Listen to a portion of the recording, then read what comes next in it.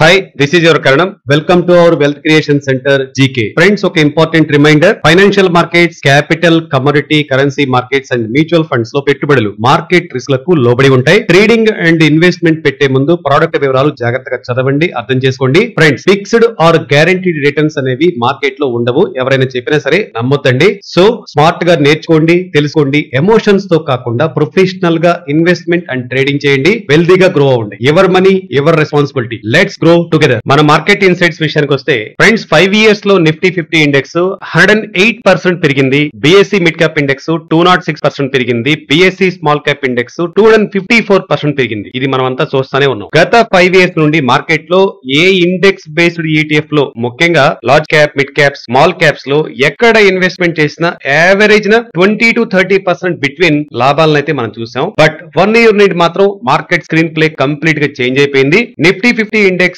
1 year లో just 6.68% మాత్రమే పెరిగింది. ఇటు బిఎస్సి మిడ్ క్యాప్ జస్ట్ 3.36% పెరిగింది. అండ్ బిఎస్సి స్మాల్ క్యాప్ అయితే ఏకంగా 1.5% నెగిటివ్ రిటర్న్స్ ఇవ్వడం మనం చూసాం. సేమ్ స్టాక్స్ పరిస్థితి కూడా అలానే ఉందండి. ఫ్రెండ్స్, ఒక్కొక్కరికి ఒక్కో రోజు వస్తున్నట్టు ఈ సంవత్సరం మాత్రం బులియన్ మార్కెట్స్ అండి, అదే మన గోల్డ్ అండ్ సిల్వర్ ఎప్పుడూ పెరగనంత రిటర్న్స్ 1 year లో మనం చూడటం జరిగింది. ఈ bullion markets, gold and silver తప్ప మిగతా మన ఈక్విటీ మార్కెట్లు నిజంగా చెప్పాలంటే నిరుత్సాహపరచని చెప్పుకోవచ్చు.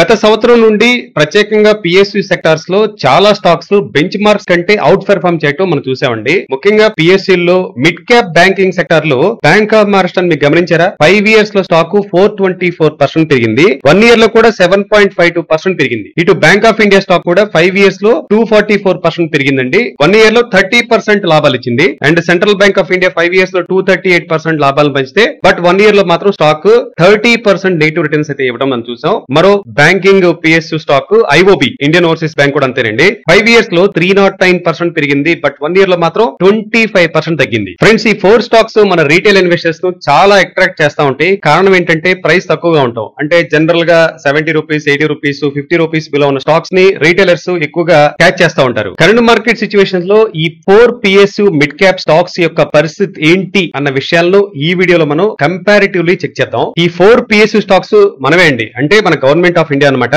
ప్రెసిడెంట్ ఆఫ్ ఇండియా కింద అంటే ప్రమోటర్ దగ్గర ఎంత ఉందో చెక్ చేద్దాం. ముందుగా బ్యాంక్ ఆఫ్ మహారాష్ట్రకి 79.6%, బ్యాంక్ ఆఫ్ ఇండియాకి 73.4%, సెంట్రల్ బ్యాంక్ కి 89.3%, ఇండియన్ ఓవర్సీస్ బ్యాంక్ అయితే 94.6% హోల్డింగ్ ప్రమోటర్ దగ్గరే ఉంది, అంటే గవర్నమెంట్ ఆఫ్ ఇండియా దగ్గరే ఉందన్నమాట. మనందరూ తెలిసిందండి, పిఎస్యు స్టాక్స్ అంటేనే మనం చెక్ చేయాల్సింది డివిడెండ్ ఈల్డ్. ఎంత డివిడెండ్ వస్తుంది అనేది ఎక్కువగా చూస్తూ ఉంటాం కదా. మహారాష్ట్ర బ్యాంక్ కి డివిడెండ్ ఈల్డ్ 2.57% ఉంది, బ్యాంక్ ఆఫ్ ఇండియాకి 2.85%, సెంట్రల్ బ్యాంక్ కి 1.02%, ఐఓబికి అయితే డివిడెండ్ ఈల్డ్ 0. మిగతా పారామీటర్స్ అన్ని కూడా లైన్ గా చూద్దామండి. మహారాష్ట్ర బ్యాంక్ కి book value 40.8 and bank of India కి 183 రూపీస్, సెంట్రల్ బ్యాంక్ కి 42 రూపీస్ 60 పైసా, ఇండియన్ ఓవర్సీస్ బ్యాంక్ కి 18 రూపీస్ 10 పైసా ఉంది. ఆపరేటింగ్ ప్రాఫిట్ మార్జిన్ విషయానికి వస్తే మహారాష్ట్ర బ్యాంక్ కి 65%, బ్యాంక్ ఆఫ్ ఇండియా కి 71.8%, సెంట్రల్ బ్యాంక్ కి 59.1%, ఐఓబికి 61.9% ఉంది. రిటర్న్ ఆన్ ఈక్విటీ వైజ్ గా వస్తే మహారాష్ట్ర బ్యాంక్ కి 22.8%, బ్యాంక్ ఆఫ్ ఇండియా కి 12.4%, సెంట్రల్ బ్యాంక్ కి 11.4%, ఐఓబికి 11% ఉంది. ఇక పిఈ వైజ్ గా వస్తే friends, PSU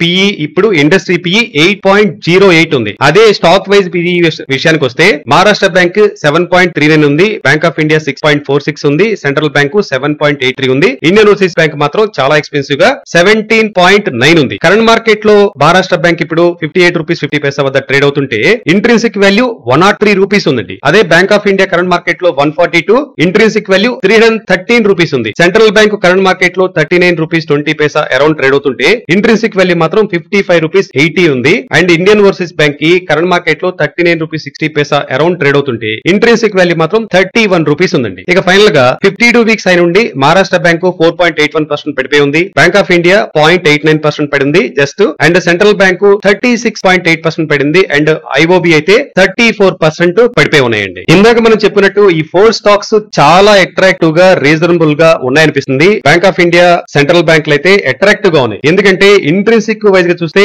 Maharashtra bank, Bank of India, Central బ్యాంకులు స్టిల్ సూపర్ అట్రాక్టివ్ గా కనిపిస్తున్నాయి. ఏది ఇంట్రిన్సిక్ వాల్యూ వైజ్ చూస్తే. అదే పిఈ వైజ్ గా చూస్తే Maharashtra bank, Bank of India, Central బ్యాంకులు ఉన్నాయి. రిటర్న్ ఆన్ ఈక్విటీ వైజ్ గా చూస్తే మహారాష్ట్ర బ్యాంక్ చాలా బాగుంది. పిఎస్యు మిడ్ క్యాప్ జోన్ లో ఈ 4 స్టాక్స్ చాలా అట్రాక్టివ్ గా ఉన్నాయి అని చెప్పడంలో ఎటువంటి సందేహం లేదు. కానీ లాస్ట్ 5 years లో ఇచ్చిన రిటర్న్స్ నెక్స్ట్ 5 years లో వస్తాయా అంటే కొంచెం సందేహంగా ఉందండి. ఎందుకంటే ఎందుకంటే యుఎస్ ప్రెసిడెంట్ డొనాల్డ్ ట్రంప్ గారు తీసుకునే నిర్ణయాలు ప్రపంచ మార్కెట్ల యొక్క గతులను చేంజ్ చేస్తున్నాయి. అయితే మన బ్యాంకింగ్ సెక్టార్ లో వెరీ ఇంపార్టెంట్ మెట్రిక్ అయిన ఎన్పిఏ కూడా షార్ప్ గా తగ్గింది. అది మనం చూస్తూనే ఉన్నాం. నెట్ ప్రాఫిట్లు పెరిగినాయి, డివిడెండ్ పేఅవుట్స్ కూడా పెరిగినాయి. మోస్ట్ పిఎస్సిస్ లో adequate capitalisation, risk weighted asset రేషియోలు చాలా బాగా మెయింటైన్ చేస్తారని చెప్పుకోవచ్చు. మన ఇండియన్ పాపులేషన్ గురించి ప్రత్యేకంగా చెప్పేదే ఉంది. 146 crores జనాభా, ప్రతి ఒక్కరు బ్యాంకింగ్ యొక్క యూసేజ్ కి ఆల్మోస్ట్ ఆల్ ప్రతి ఒక్కరు బ్యాంక్ అకౌంట్ యూజ్ చేసే పరిస్థితికి అయితే వచ్చేసారండి. దీంతో పాటు banks not only just banking business కాకుండా